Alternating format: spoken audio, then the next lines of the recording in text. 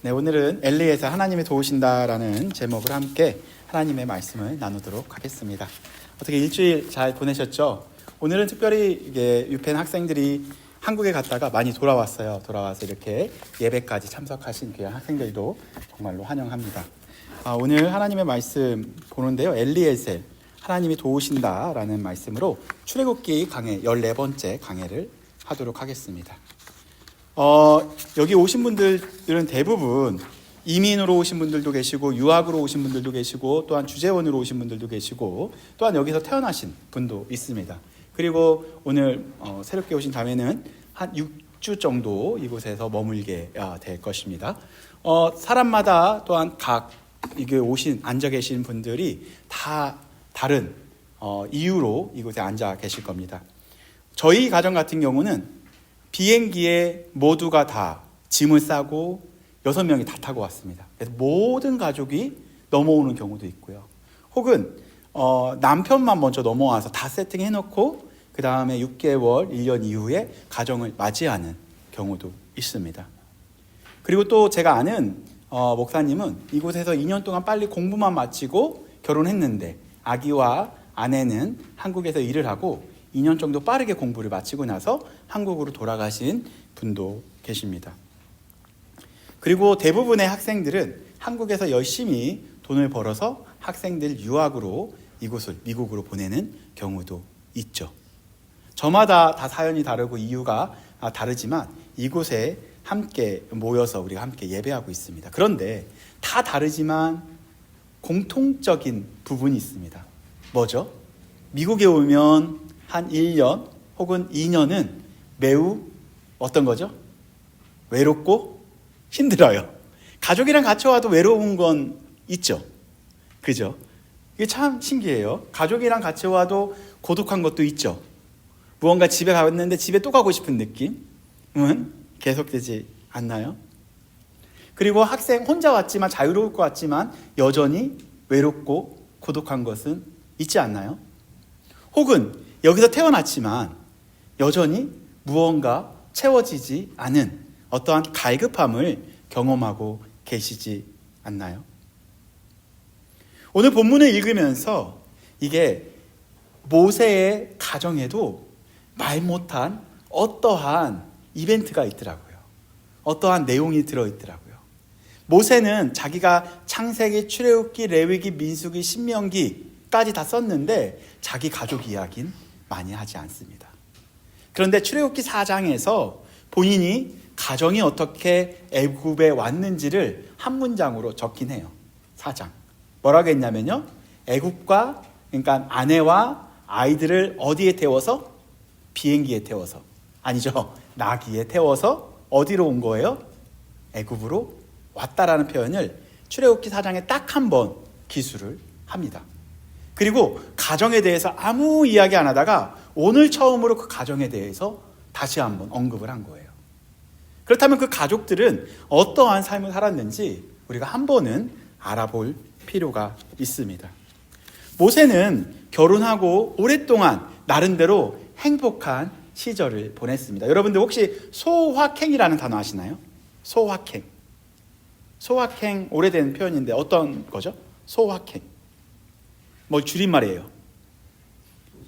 소소하고 확실한 행복. 맞아요. 네. 소소하지만 확실한 행복을 사람들은 원합니다. 그래서 거대한 행복을 원하지 않아요. 소소하지만 확실한 행복. 예를 들어서 어떤 행복이 있죠? 소확행. 소확행 있나요? 소소하지만 확실한 행복. 네. 맛있는 거 먹을 때. 네, 오늘 그 소확행을 이루어질 줄 믿습니다. 저는 오늘도 정말 맛있는 걸 기대하니까 원래 말씀을 들으려고 와야 되는데 목사인 저는 오늘 어떤 맛있는 걸 먹을까 기대하면서 오는 경우가 더 많습니다. 참 믿음이 없죠? 네. 여러분들도 저랑 비슷할 거라 저는 믿습니다. 소소하지만 확실하잖아요. 그죠? 이렇게 먹을 때 행복함을 누리기도 합니다. 요즘에는 너무 어려워요. 쿠 뭐 오픈런이래요. 한번 만들기 시작을 하면 사람들을 엄청나게 달린다고 하더라고요. 소소하지만 확실한 행복을 누리려고 오픈되자마자 막 달려간다라고 합니다. 그래서 헌혈이 대박이 났대요. 헌혈에서 초코파이 주지 않고 헌혈의 집에서 두 쫀 코를 준다니까 사람들이 헌혈을 엄청 많이 했대요. 두 쫀 코. 저도 먹고 싶은데 아직 먹어보진 못했습니다.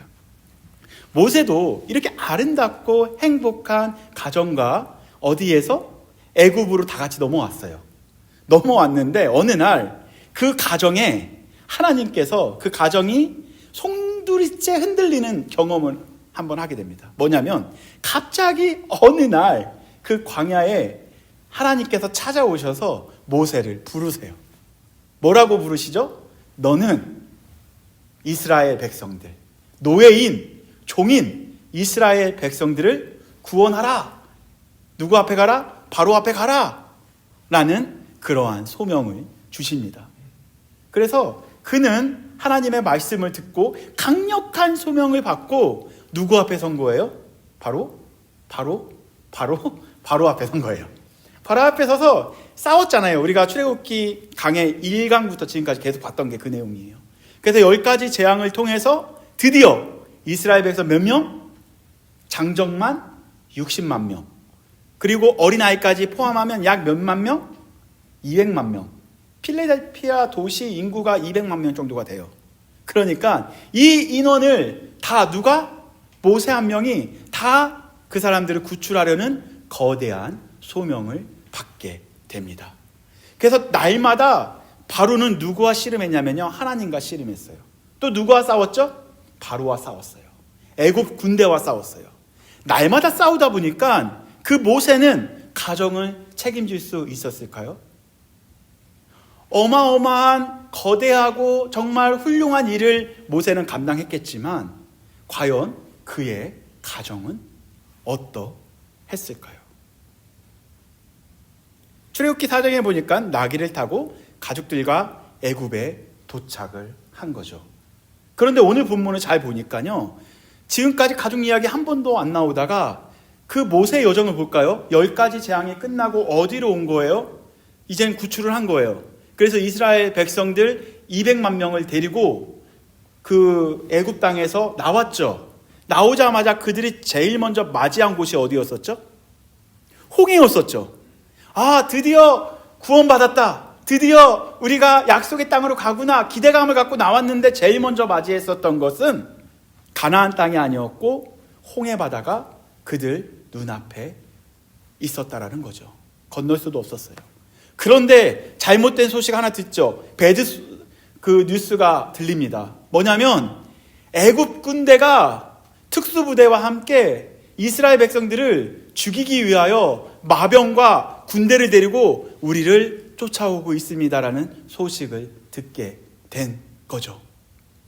그러한 상황 속에서 드디어 그 홍해는 어떻게 된 거예요? 갈라져서 이스라엘 백성들은 다시 한번 하나님의 그 능력을 경험하게 돼서 그 애굽에서 탈출을 하게 됩니다. 이렇게 모세는 그 200만 명을 책임지기 위하여 어쩔 수 없이 불가피하게 가정에 이렇게 집중해서 가정은 돌보지 못한 일도 경험하게 된 거죠. 오늘 본문을 한번 볼까요? 오늘 처음으로 나오는 등장이 4장에서 가정 이야기가 한 번도 나오지 않다가 이렇게 이야기가 나옵니다. 1절 볼까요? 1절 다 같이 읽어보겠습니다. 시작. 모세아의 장인이며 미디안의 제사장인 이드로가 하나님이 모세에게와 자기 백성 이스라엘에게 하신 일, 곧 여호와께서 이스라엘을 애굽에서 인도하여 내신 모든 일을 들으니라. 다시 말해 그 모세의 장인 이드로라는 장인이 있어요. 장인은 뭐죠? 누구죠? 아내의 아빠예요. 저의 장인은 어디 사시냐면요, 대한민국 평택에 사세요. 백수연 장로님이신데요. 예, 이처럼 모세의 장인은 누구였다고요? 이드로였어요. 이드로를 드디어 만나는 거예요. 그래서 모세가 이드로를 만나자마자 뭘 이야기하냐면요, 하나님께서 우리를 어떻게 구원하셨는지에 대해서 하나하나씩 다 설명합니다. 홍해를 건너게 됐고요. 또 거 가보니까 그 신광야를 만났는데 물이 없어서 다들 죽게 됐었는데 갑자기 마라의 쓴물을 만나서 또 그 나무가 들어가서 마라의 쓴물이 단물이 되어졌고 신광야를 지나서 또 오다 보니까 지금 미디안까지 왔어요. 그런 스토리를 쭉 이야기를 누구에게 한 거예요? 그의 장인에게 이야기한 거죠. 장인에게. 저도 이젠 올해 목표가 장인어른 만나러 가는 거거든요. 한국에. 장인어른에게 만나면 한 3년의 스토리를 다 말씀드릴 수 있을 것 같아요. 일주일이 지났는데 갑자기 차가 없어졌고 뭐 재은이는 요즘에 뭐 기타 치고 막 그런 이야기를 막 며칠 동안 이야기할 것 같아요. 드디어 오랜만에 만난 장인에게 뭘 이야기했다고요? 하나님께서 자기를 어떻게 구원하셨고 또한 이스라엘 백성을 어떻게 구원하셨는지에 대한 스토리를 이야기할 거죠. 2절 말씀 볼까요? 이런 이야기를 쭉 하고 있었는데 모세 장인의 반응을 보겠습니다. 시작.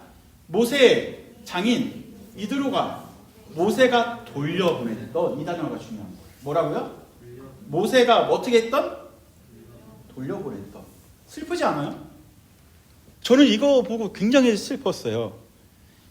모세가 기록한 출애굽기에 가정 이야기는 딱 2번 이렇게 나오더라고요. 4장에 나귀에 태워서 어디로 보낸 거예요? 애굽으로 같이 왔어요. 왔는데 18장에 뭐가 나온 거예요? 이드로의 고백인 거예요. 모세가 직접 얘기하지 않았어요. 이드로가 뭐라고 했어요? 너가 돌려 보냈던 지금 어디에 있는 거예요?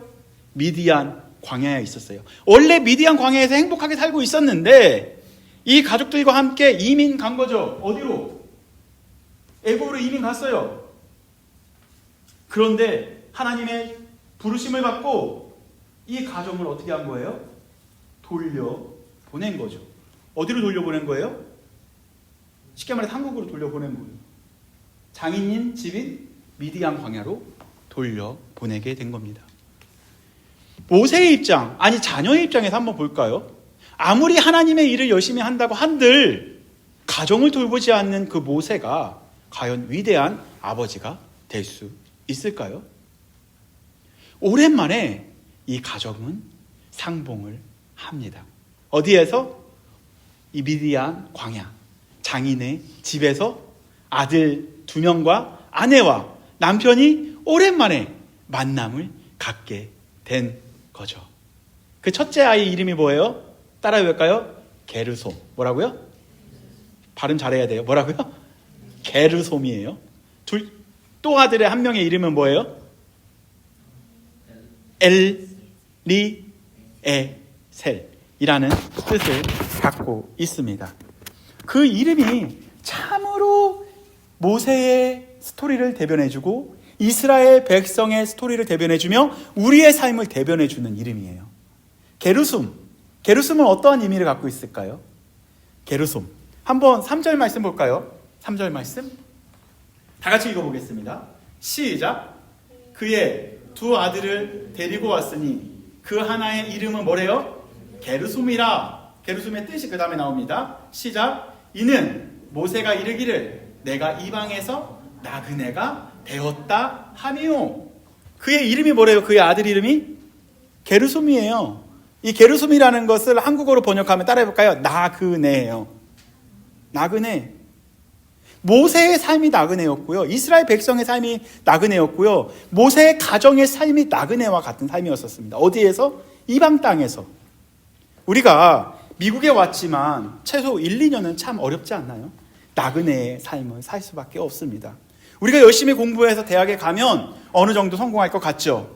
그러나 대학에 입학한 여러분들 행복하나요? 1학년이 지나고 4학년이 되면 행복할 것 같죠. 여기는 1학년과 4학년밖에 없어요. 4학년 행복하나요? 불안함이 있죠. 나는 언제 경제적 자유를 가질 수 있을까? 나는 언제 시간적 자유를 가질 수 있을까? 제가 재성 형제한테 물어봤어요. 아까 들어보니까 2과목밖에 안 듣는데요. 그래서 시간이 많겠네요 라고 얘기하니까 시간이 더 없대요. 왜냐하면 취업을 준비해야 되고 시험을 준비해야 되고 무언가를 해야 하기 때문에 더 시간이 없고 더 치열하게 살아가야 된다라는 고백을 하게 됩니다. 여러분들의 삶이 그래요. 고등학교 지나면 행복할 것 같죠. 대학 가면 좋을 것 같죠. 근데 대학 1학년이 돼도 또 이제 막 입학했는데 한 학기 지났지만 두 번째 학기 어때요? 막연한 기대감과 굉장히 좋은 그런 것이 있어요? 그냥 소확행만 누리면서 이번 학기도 그냥 그런 거 맛있는 거 많이 먹고 네. 살면 그런 것 같아요. 대학원생도 동일할 거죠. 대학교 졸업하고 나서 대학원에 들어왔는데 여전히 무언가 확실해지지 않는 무언가 불안함이 반복되죠. 우리는 그거를 세 글자로 뭐라고 표현할까요? 따라해 볼까요? 나그네. 원하는 직장에 들어갔지만 여전히 우리는 그 안에서 내적 갈등을 경험하면서 하루하루 살아가고 있어요. 그걸 뭐라고 한다고요? 한국어로는 나그네. 히브리어는 뭐라고 할까요? 게르솜이에요. 이스라엘 백성이 그랬다라는 거죠. 이젠 애굽의 손에, 애굽의 군대에서 자유로워지면 모든 것이 좋을 줄 알았어요. 그러나 그들을 기다리고 있었던 건 홍해였었고요. 홍해에서 기적을 맛봤지만 홍해만 건너면 이젠 자유가 될 줄 알았어요. 그러나 그들이 맛보아야 했었던 건 신광야였었어요. 그 신광야에서 물을 찾으면 될 줄 알았는데 신광야에서 그들이 맞이한 물은 먹을 수 있는 물이 아니라 쓴물이었어요. 내 인생 참 쓰다. 답이 없다. 그렇게 이야기한 거죠. 그러나 하나의 나무를 통해서 그 물을 마시게 됩니다. 그래서 그들은 엘림이라는 것을 경험했지만 또 그들은 어디를 걸어가고 있냐면 미디안이라는 광야를 하염없이 떠돌면서 언제 우리가 가나안 땅에 들어갈지도 모른 채 하루하루 버티다가 만난 그 장면이 오늘 모세와 가족들의 만난 이야기입니다. 모세는 모든 것을 다 하나님께 내드렸죠. 자기 인생을 내어드렸고 가족같이 내어드렸습니다. 하나님, 전 이렇게 가정까지 하나님께 다 내어드리고 하나님을 위해서 산다라고 이렇게 헌신했지만 결과는 하나님 참 게르솜과 같은 인생입니다. 내 인생 다 벗습니다. 나그네와 같은 인생이네요 라고 이야기를 하면서 그의 아들의 이름을 게르솜이라고 짓게 되었습니다. 참 슬프고 힘들죠. 여러분들의 인생이 게르솜이래요. 고등학교가 끝나면 또 다른 나그네의 여정을 가야 되고요. 대학교에 들어가면 취업을 하든 대학원을 가든 또 다른 불안 가운데 우리는 살 수밖에 없다라는 거죠. 취업을 해도 우리가 그토록 원하는 경제적 자유, 시간적 자유를 얻을 수 없다라는 거예요. 결혼만 하면 행복할까요? 저는 행복해요. 저는 행복해요. 자녀만 있으면 행복할까요? 행복해요. 그러나 여전히 어떻게 가정을 잘 만들어가며 자녀들을 어떻게 양육할 것인가에 대한 또 고민이 있잖아요. 이것은 계속해서 반복되는 인생의 고민이라는 거죠. 그러나 이게 게르솜에서 끝나지 않더라고요. 하나님께서는 모세에게 4절의 은혜를 주셨어요. 4절 말씀 한번 읽어보도록 하겠습니다. 4절 다 같이 한번 읽어보겠습니다. 시작. 하나의 이름은 엘리에셀이라. 이는 내 하나님이 뭐래요? 나를 도우사 바로의 칼에서 구원하셨다 함이로라. 아멘. 우리의 인생은 게르솜만 있는 게 아니에요. 뭐가 있다고요? 엘리에셀이 있다라는 거예요. 엘리에셀의 의미는 뭐예요? 하나님이 도우셨다. 여러분 인생을 한번 돌아볼까요? 여러분들 이 모세의 스토리만 돌아보더라도 모세가 애굽에서 바로 앞에서 있었을 때마다 항상 좌절을 경험합니다. 그러나 그 좌절 가운데 하나님의 도우심을 또 경험해요. 10번 정도 경험하고 나서 하나님만이 나의 전부이시구나 라는 것을 고백했지만 그는 또 다른 어려움을 경험을 하게 됩니다. 이스라엘 백성들 200만 명을 데리고 가는데 무엇을 맞이한다고요? 홍해를 맞이하게 된 거죠. 그러나 홍해 앞에서 그는 무엇을 봤죠? 바로 하나님의 지팡이를 드니까 홍해가 갈라짐을 경험하게 됩니다. 무엇을 경험한 거예요? 엘리에셀을 경험한 거예요. 뭐라고요? 하나님이 도우셨다. 아멘. 그래서 그는 또 은혜 가운데 한 발자국 한 발자국 걸어가지만 또 그가 걷게 되는 그곳은 광야와 같았던 삶이었던 거죠. 아버지 하나님, 또 힘드네요. 또 지치네요. 또 갈증나네요. 그 광야를 걷고 맞이한 곳이 바로 마라의 쓴물입니다. 인생 답 없다라고 이야기했었을 때 그곳에 무엇이 던져진 거예요? 한 나무가 던져졌습니다. 그 나무가 던져졌을 때 그들은 생수를 마실 수 있게 된 거죠. 그 두 가지만 한번 볼까요? 그 두 가지만 보더라도 무엇이 들어졌을 때 하나님의 지팡이, 그 나무가 들려졌을 때 홍해는 갈라졌고요. 그리고 인생 쓰다라고 했었던 쓴물 앞에서 한 나무가 그 안에 들어갔었을 때 그들은 생수를 마실 수 있게 됩니다. 아멘. 우리 인생에서 그 나무가 없으면 우리의 인생은 참 쓴 인생밖에 안 될 거라는 거죠. 그러나 한 나무가 있었기 때문에, 그 지팡이가 있었기 때문에 그들은 무엇을 경험한 거예요? 엘리에셀을 경험하게 된 거죠. 아멘. 우리 인생에 있어서 우리는 게르손만 있는 게 아니라 항상 무엇이 같이 있는 거예요? 엘리에셀이 같이 있는 거예요. 여러분의 인생 한번 잠깐만 생각해 보세요. 내가 지금까지 걸어오면서 고통, 고난만 있었는지, 그 고통, 고난을 맞이했었을 때 하나님의 도우심이 없었는지, 우리는 우리 인생의 뒤를 돌아볼 때 항상 하나님, 우리 인생은 참 답이 없네요 하고 게르손만 볼 때가 있다는 거죠. 그러나 하나님께서는 게르손과 함께 엘리에셀을 우리에게 동일하게 주셨다라는 거예요. 먼 훗날 이 게르손과 이 엘리에셀은 어떻게 되었을까요?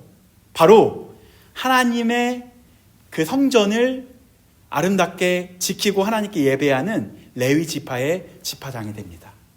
그러한 고난과 고통을 통해서 하나님 성전에서 아름답게 찬양하며 예배하는 그러한 가정이 됐다라는 거죠. 할렐루야. 아멘. 우리 인생에 있어서 만약에 그런 고통과 고난만 있다면 참 허무할 것 같아요. 그러나 이것만 아시면 좋겠습니다. 우리 인생에서 무엇이 있다고요? 엘리에셀이 있다라는 거죠. 아멘. 여러분 삶 속에 이번 주간에도 그 엘리에셀, 하나님의 도우심을 경험하는 저와 여러분들이 되기를 소망해 봅니다. 아멘. 그래서 이젠 이 엘리에셀을 경험한 그가 맨 마지막 본문을 보다 보면 우리만 엘리에셀을 경험한 것이 아니라 모세가 경험한 그 엘리에셀을 경험한 한 사람이 더 있어요. 그 사람의 이름이 바로 누구냐면 이드로입니다. 이드로.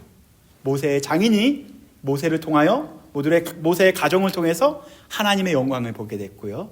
또한 그 가정을 통해서 이스라엘 백성들이 하나님께 영광 돌리며 찬양하게 됐다라는 거죠. 이번 주간 여러분들이 하나님의 도우심을 경험했다면 이번 주간 여러분들의 주변에 있는 사람들이 하나님의 도우심을 간접적으로, 직접적으로 또 경험할 수 있다는 거예요. 우리가 먼저 예배자가 되면 여러분들 주변에 있는 사람들도 예배할 수 있는 예배자를 더 모이게 하시겠죠. 그래서 마지막 구절을 우리가 한 절씩 읽어가면서 본 다음에 우리 찬양하고 기도하고 마치는 시간을 갖도록 하겠습니다. 한 절씩 3절, 4절 끝나고 5절 말씀 읽어볼까요? 시작. 여러분들 읽어주세요. 시작. 장인 이드로가 모세의 아들들과 그의 아내와 더불어 광야에 들어와 모세에게 이르니 곧 모세가 하나님의 상에 지친 곳이라. 6절은 제가 읽어드리겠습니다. 그가 모세에게 말을 전하되 내 장인 나 이드로가 내 아내와 그와 함께한 그의 두 아들과 더불어 내게 왔노라.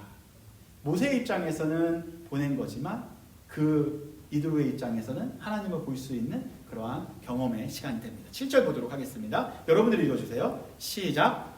모세가 나가서 그의 장인을 맞아 절하고 그에게 입 맞추고 그들이 서로 무난하고 함께 장막에 들어가서 8절 읽겠습니다. 제가 읽을게요. 모세가 여호와께서 이스라엘을 위하여 바로와 애굽 사람에게 행하신 모든 일과 모든 사역과 길에서 그들이 당한 모든 고난과 여호와께서 그들을 구원하신 일, 뭐요? 모든 사역, 그리고 당한 모든 고난, 그리고 그들의 구원을 누구에게 알려준 거예요? 이를 다 그 장인에게 말하매. 어떻게 됐을까요? 고난과 그리고 하나님께서 하신 사역과 그리고 하나님의 구원하신 일이 그들에게 들렸을 때 그가 변화가 됩니다. 어떻게 변화되는지 9절 말씀 여러분들 읽어주시면 되겠습니다. 시작. 이드로가 여호와께서 이스라엘에게 큰 은혜를 베푸사 애굽 사람의 손에서 구원하심을 기뻐하여. 아멘. 누가 본 거예요? 그 이드로가 하나님의 구원하심을 보게 된 거라죠. 아멘. 여러분들이 게르손과 같은 나그네의 삶을 살고 있을 때 바로 그 고난을 통해서 나그네의 삶을 통해서 여러분들은 엘리에셀을 먼저 경험하고 여러분의 주변 사람들이 엘리에셀을 또 경험하게 됩니다. 계속해서 읽어보도록 하겠습니다. 10절 여러분들 읽어주세요. 시작. 이드로가 이르되 여호와를 찬송하리로다. 너희를 애굽 사람의 손에서와 바로의 손에서 건져내시고 백성을 애굽 사람의 손 아래 건지셨도다. 이건 이드로의 고백이지만 미디안에 살고 있었던 그 백성들의 고백이기도 하고 이스라엘 백성들의 고백이기도 합니다. 이것이 바로 세상에 복음을 입는 교회인 거죠. 아멘. 여러분들도 이번 주간에 하나님을 경험하며 하나님의 도우심을 경험하고 여러분 주변에 있는 사람들이 여러분들을 통해 하나님의 도우심을 보여줄 수 있는 여러분들의 삶이 되기를, 여러분들의 인생이 되기를 다시 한번 소망해 봅니다.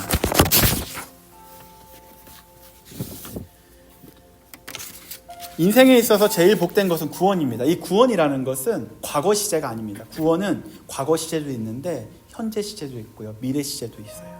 아멘. 우리는 구원 받았다. 과거 시제도 멈추는 것이 아니고요, 오늘도 그 구원은 날마다 이루어지고 있어요. 그리고 미래에 그 구원이 완성될 것입니다. 그 구원이 기다리고 있는 거죠. 과거 시제, 그리고 현재 시제, 그리고 미래 시제, 여러분들 그 구원을 다 경험하시길 소망해 봅니다. 고난과 힘듦 그리고 고통이라는 그러한 광야를 지날 때 그 결과가 사망과 심판으로 끝난다면 우리의 삶은 얼마나 허무할까요? 그러나 우리에게 하나님의 지팡이 또한 마라의 쓴물을 단물로 바꾸신 한 나무가 있었습니다. 그것이 바로 예수 그리스도의 십자가라는 거죠. 그리고 엘리에셀, 하나님의 도우심이 우리 가운데 항상 있었음을 우리는 잊지 말아야 합니다. 그 엘리에셀의 하나님이 바로 지금 이 시간에도 여러분들과 함께 하신다라는 거죠. 2026년도 1월도 거의 지나갑니다. 여러분들의 삶에서, 회사에서, 학교에서 이 하나님의 도우심이 있는 엘리에셀을 경험하시길 바랍니다. 지금 이 상황 가운데서 이 좌절에서 멈추지 마시고 앞으로 도우실 하나님을 의지하며 엘리에셀의 하나님을 붙잡으며 그 하나님을 경험하는 이번 주가 되기를 소망해 봅니다.